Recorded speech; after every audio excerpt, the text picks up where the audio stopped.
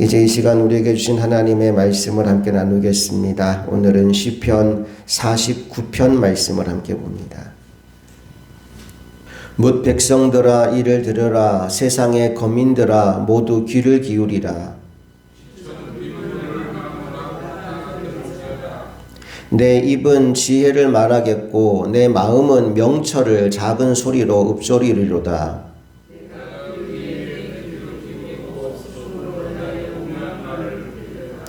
죄악이 나를 따라다니며 나를 애워싸는 환난의 날을 내가 어찌 두려워하랴.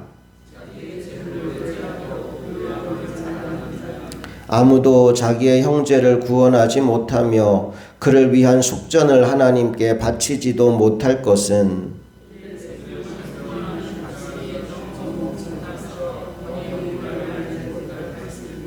그가 영원히 살아서 죽음을 보지 않을 것인가.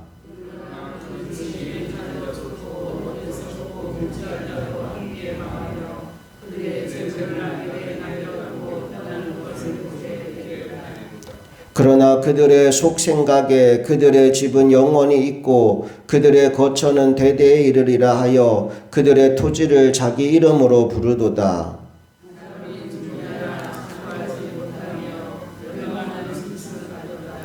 이것이 바로 어리석은 자들의 길이며 그들의 말을 기뻐하는 자들의 종말이로다.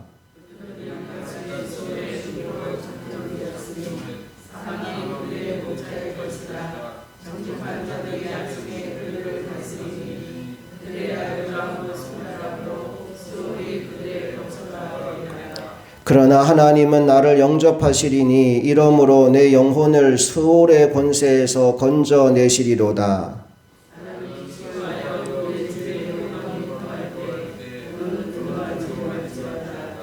그가 죽음에 가져가는 것이 없고 그의 영광이 그를 따라 내려가지 못함이로다.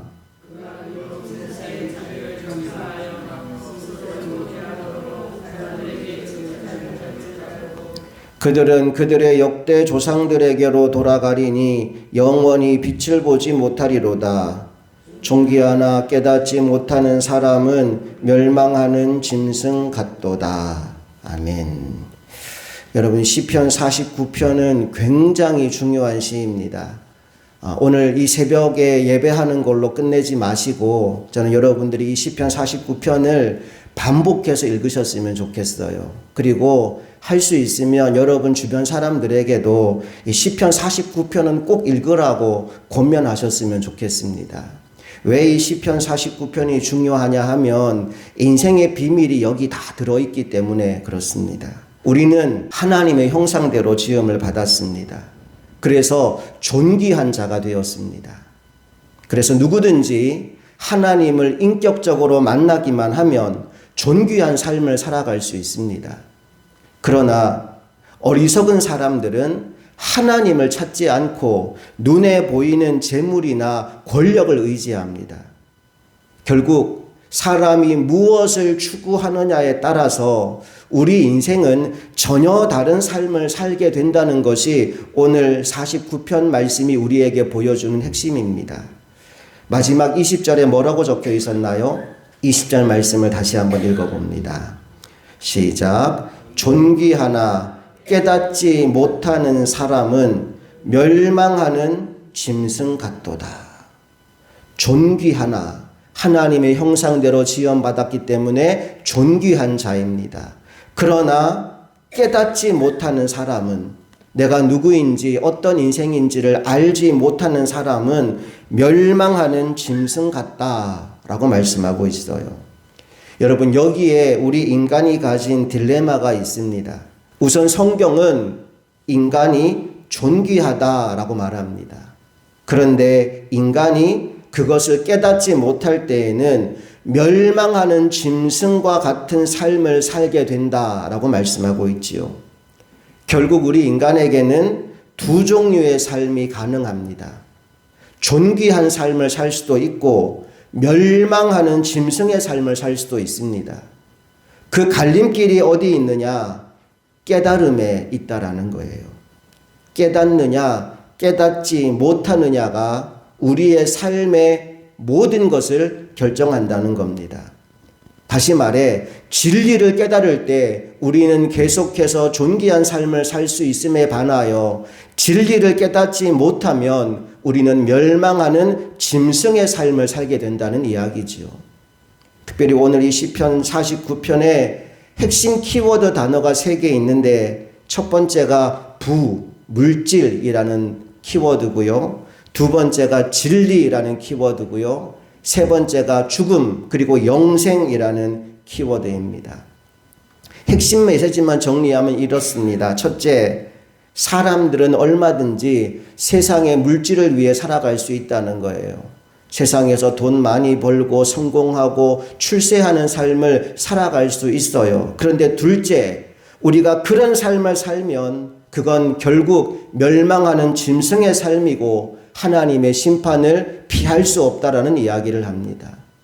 그래서 마지막 결론, 우리가 이 죽음의 삶이 아니라 영원한 삶을 누리기 위해서는 하나님의 지혜를 구하고 진리를 쫓아 살아가야 된다. 이것이 오늘 시편 49편이 전하고 싶은 핵심 메시지입니다. 우리 기본적인 메시지를 마음에 새기고 본문으로 한번 들어가 보겠습니다. 1절, 2절 말씀을 다시 한번 함께 읽어볼게요.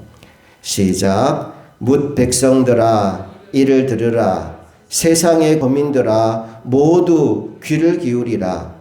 귀천 빈부를 막론하고 다 들을지어다. 보세요. 하나님은 오늘 이 말씀을 통하여 이 땅의 모든 사람들을 초대합니다. 제가 여러분에게 이 말씀을 다시 읽으시라, 또 주변의 사람들에게도 읽으라고 권하시라 라고 말씀드린 이유가 여기 있습니다. 하나님이 모든 사람들을 초청합니다. 왜 초청하고 있느냐? 하나님의 지혜를 들려주기 위해서입니다. 세상살이가 바쁘다는 핑계로 우리들은 근본적인 질문은 뒤로 한 채 하루하루 현실적인 문제만을 바라보며 살아갑니다. 그런데 가끔씩 일어나는 어떤 일들로 말미암아 우리가 근본적인 것을 생각하는 순간들이 찾아올 때가 있어요.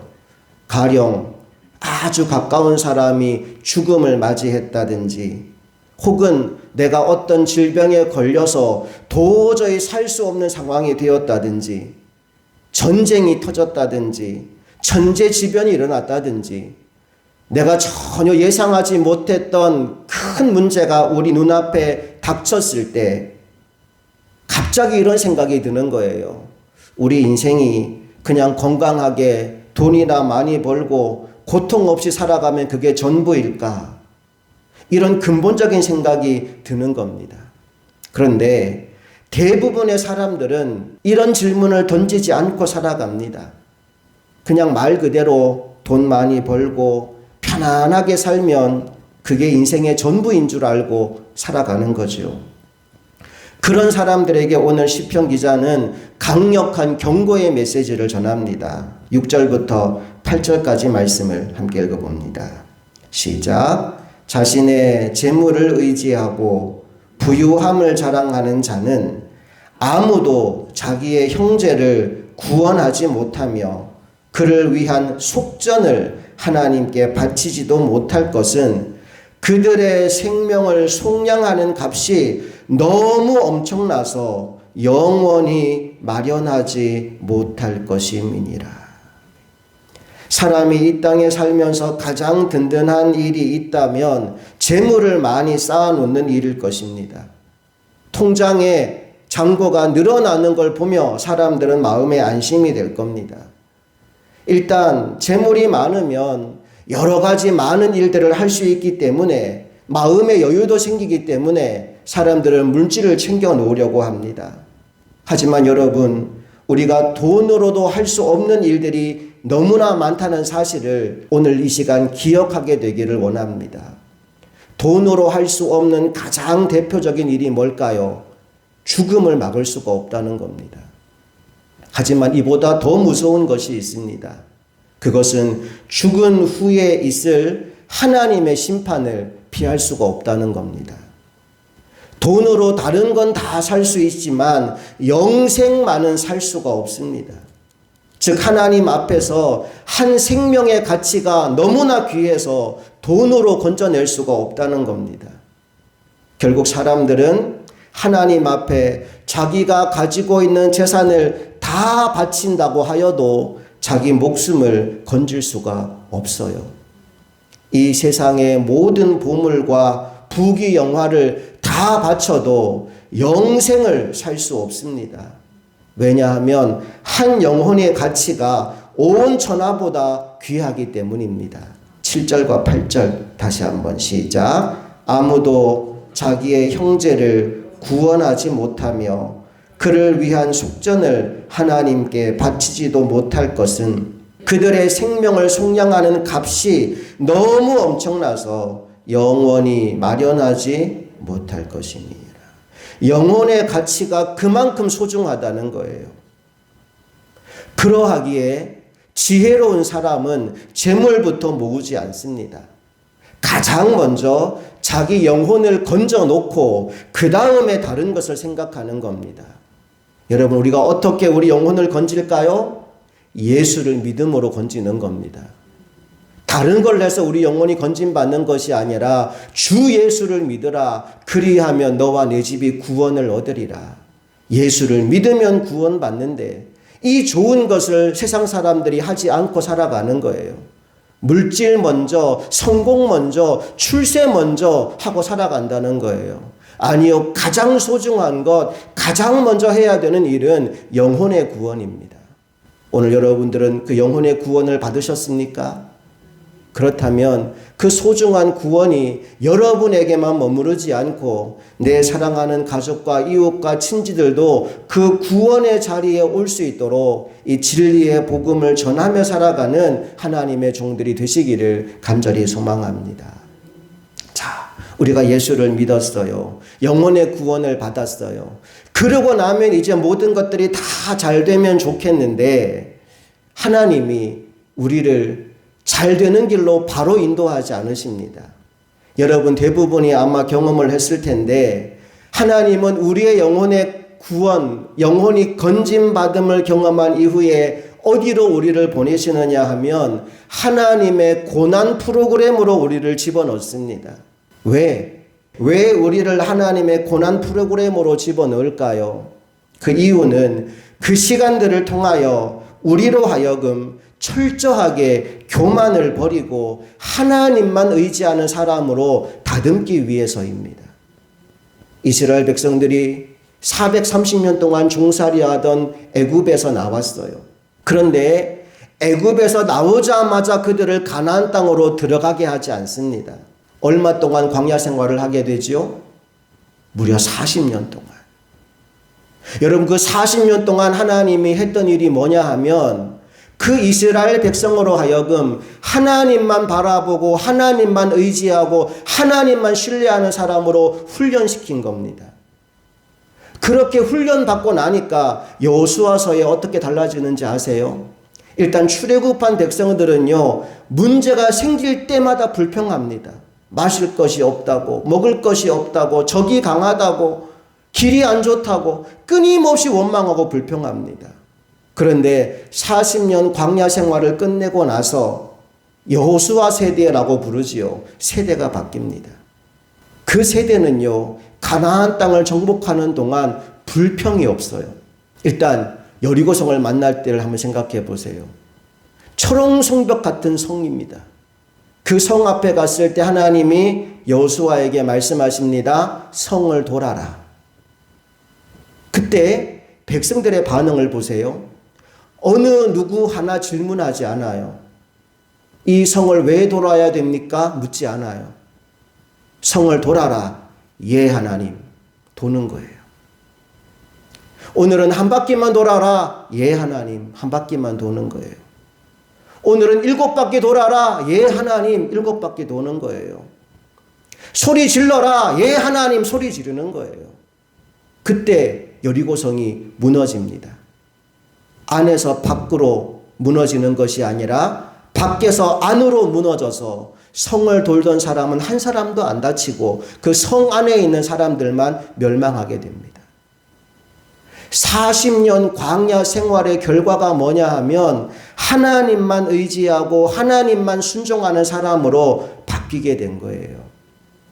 오늘 여러분이 이 하나님의 훈련 프로그램, 고난 프로그램을 지나가고 있다면 하나님께 원망하지 마십시오. 불평하지 마십시오. 여러분, 원망하고 불평하면 고난 프로그램이 끝날까요? 계속될까요? 계속됩니다. 그거 바꾸려고 하나님이 지금 나를 거기에 집어넣었는데 계속해서 내가 불평하고 원망하면 1년으로 끝날 고난이 10년이 되고 20년이 되고 40년이 되는 거예요. 하나님은 우리가 달라지기를 원하십니다. 하나님을 전적으로 의지하고 하나님을 전적으로 신뢰하고 하나님의 말씀이라면 무엇이든지 순종하는 사람으로 바꾸어 가기를 원하십니다. 그래서 그 고난이 다 끝나고 나면 어떤 일이 일어나느냐?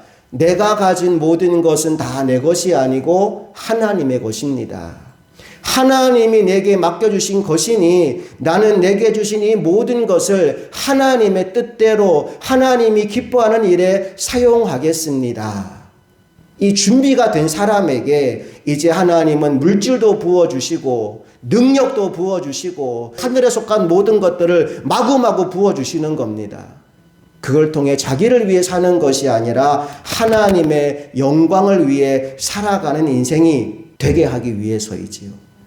그러므로 오늘 여러분들이 인생의 목적을 다시 한번 점검할 수 있기를 축복합니다. 여러분이 인생을 사는 이유와 목적은 세상에서 성공하고 출세하고 편안하게 노후를 즐기기 위해서가 아닙니다. 하나님의 나라와 영광을 위하여 우리가 부름받은 사람이라는 사실을 기억하게 되기를 주님의 이름으로 축복합니다. 이 비밀을 모르니까 세상 사람들은 재물을 지키려고 하고 자기 인생을 지키려고 하고 출세하고 성공하려고 하는데 문제는 이런 삶을 계속 살아가다가는 하나님의 심판을 견디지 못할 뿐 아니라 자기 영혼조차도 환난으로 던지는 어리석은 인생을 살게 되는 거지요. 10절과 11절 말씀을 함께 읽어봅니다. 시작. 그러나 그는 지혜 있는 자도 죽고 어리석고 무지한 자도 함께 망하며 그들의 재물은 남에게 남겨두고 떠나는 것을 보게 되리로다. 그러나 그들의 속 생각에 그들의 집은 영원히 있고 그들의 거처는 대대 이르리라 하여 그들의 토지를 자기 이름으로 부르도다. 우리도 그러고 있잖아요. 내 이름으로 집을 사고 내 이름으로 땅을 사고 물론 뭐 등기부 등본에 내 이름이 적히는 건 이 시대에 당연한 일이긴 하지만 우리가 거기에 내 이름이 찍혀 있다고 해서 그거 내 거야 하면 안 된다는 거예요. 누구 거예요? 하나님 거예요. 하나님의 것을 잠시 동안 내게 맡겨주신 거예요. 그런데 어리석은 사람들은 그게 하나님 건지 몰라요. 내 건 줄 알아요. 그리고 그걸 내가 영원히 가지고 사는 줄 알아요. 그런데 내가 오늘 죽으면 나는 그것 중에 하나도 가져가지 못해요. 그 모든 것 다 그냥 놔두고 내 영혼만 하나님 앞에 가서 심판을 받게 된다는 거예요. 여러분, 사람은 누구나 다 죽게 되어 있습니다. 여러분도 저도 언젠가 한 번은 죽게 됩니다. 그런데 어리석은 사람은 죽음을 생각하려고 하지 않습니다. 그러면서 마치 영원히 살 수 있는 것처럼 물질을, 부를 움켜쥐려고 합니다. 사실 그들도 자신이 죽은 이후에는 이 돈을 가져갈 수 없다는 거 알고 있습니다. 그럼에도 불구하고 계속 그것을 붙잡고 있으려고 합니다. 그 이유가 뭐냐 하면 진짜 가치 있는 것이 무엇인지를 모르기 때문입니다. 영혼의 소중함을 모르기 때문입니다. 그래서 어리석은 사람은 자신의 죽음을 대비하지 않습니다. 죽음에 대해서는 생각조차 하지 않으려고 합니다. 하지만 하나님의 사람들은 죽음을 미리 앞당겨서 생각하며 살아가는 사람입니다. 오늘 죽어도 후회 없는 삶, 아무런 미련이 남지 않는 삶, 나는 저와 여러분이 그러한 삶을 추구하기를 원합니다. 진짜 말씀 따라 믿음으로 살아가는 하나님의 종들이 다 되시기를 간절히 소망합니다. 김영봉 목사님이 쓰신 책 제목 중에 이런 책이 있어요. 사람은 가도 사랑은 남는다. 한번 따라해 볼까요? 사람은 가도 사랑은 남는다. 이 목사님이 본인도 암투병을 했었고 교회에서 수많은 장례 예배를 집례하면서 그 죽음에 대한 묵상을 한 거예요.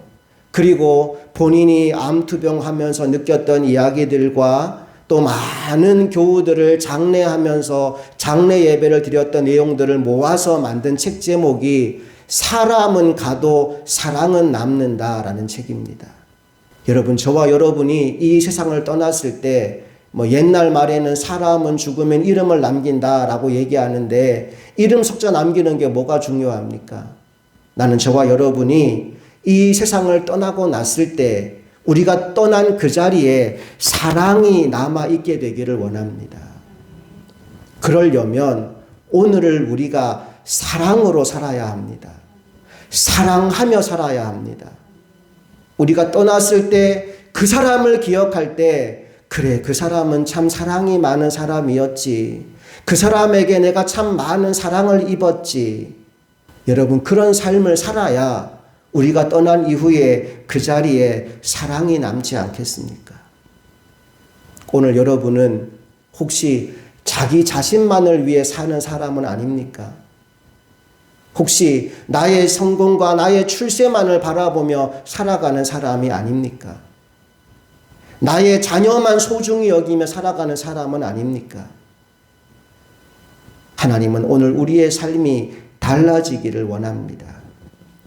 12절 말씀 함께 읽어봅니다. 시작. 사람은 존귀하나 장구하지 못하며 멸망하는 짐승 같도다. 20절 읽어봅니다. 존귀하나 깨닫지 못하는 사람은 멸망하는 짐승 같도다. 오늘 저와 여러분은 멸망하는 짐승의 삶을 살지 말고 존귀한 삶을 살게 되기를 소망합니다. 그렇게 하려면 어떻게 살아야 할까요? 첫째, 믿음으로 진리에 순종하며 살아야 합니다. 특별히 진리 대신 길이요 진리요 생명이신 예수 그리스도를 믿음으로 말미암아 영혼의 구원을 얻는 하나님의 사람들이 되기를 축복합니다. 둘째, 사랑으로 내 이웃을 섬기며 살아야 합니다. 사람은 떠나도 사랑은 남아요. 오늘 우리가 떠난 자리에 사랑이 남을 수 있도록 나의 주변에 있는 사람들에게 사랑을 베풀고 사랑을 전하고 사랑으로 섬기며 사는 사람들이 되기를 간절히 바랍니다. 셋째, 이 땅이 아닌 저 영원한 하나님의 나라를 바라보며 소망의 눈으로 살아가기를 원합니다. 이 땅에서는 우리가 나그네의 삶을 사는 거예요. 성공할 수도 있고 출세할 수도 있고 부자로 살 수도 있지만 가난하고 힘들게 어렵게 살 수도 있어요. 어떻게 살든지 간에 이 땅의 삶은 지나가는 겁니다. 우리 진짜 삶은 저 영원한 하나님 나라에서 이루어집니다. 이 땅에서 우리가 아무리 힘들고 어려운 상황에 있더라도 절망하지 않을 것은 저 영원한 하나님 나라에서 살아갈 소망이 우리 안에 있기 때문입니다. 그 소망의 눈을 가진 사람은 지금 자신의 삶의 형편이 어떠하든지 아무것도 중요하지 않아요. 영원한 하나님 나라에서 내가 살게 될 엄청난 하나님의 영광이 나를 기다리고 있음을 알기 때문입니다. 결국 믿음, 소망, 사랑 이 세 가지가 항상 있는 거예요. 이 땅에 사는 동안 믿음으로 예수 그리스도께서 우리에게 주신 진리의 말씀을 붙잡고 순종의 삶을 살아가고 사랑으로 내 이웃을 섬기고 그리고 저 천국에 대한 소망을 가지고 하나님 나라 가는 그날까지 흔들리지 않는 믿음의 걸음을 옮기고 나아가는 하나님의 종들이 다 되시기를 주님 이름으로 축복합니다. 함께 기도하겠습니다.